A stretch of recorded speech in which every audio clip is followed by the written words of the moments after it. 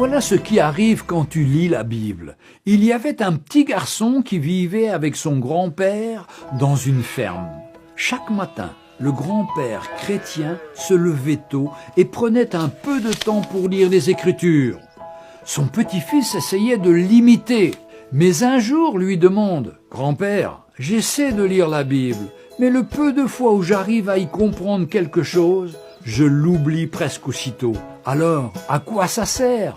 Autant que je ne la lise plus. » Le grand-père termine tranquillement de mettre le charbon qu'il tient dans un panier dans le poêle. Puis il dit à son petit-fils « Va au fleuve et apporte-moi de l'eau. » L'enfant y va, mais bien entendu, quand il revient, il n'y a plus d'eau dans le panier.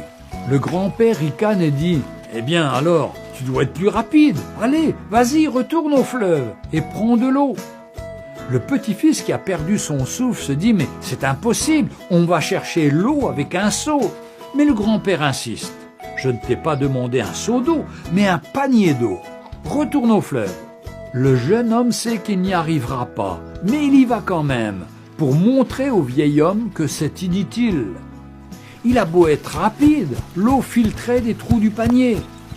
Il revient du fleuve et rapporte le panier vide à son grand-père en disant « Tu vois bien, ça ne sert à rien. »« Tu es sûr ?» dit le grand-père. « Regarde un peu le panier. » L'enfant regarde le panier qui était tout noir à cause du charbon et maintenant parfaitement propre. « Fiston, voilà ce qui arrive quand tu lis la Bible. Tu ne comprends pas tout, tu ne te souviens pas toujours de ce que tu as lu, mais quand tu la lis, c'est à l'intérieur de toi que ça change. Dieu travaille comme cela dans nos vies. Il nous peaufine intérieurement et peu à peu nous transforme pour que nous puissions lui ressembler.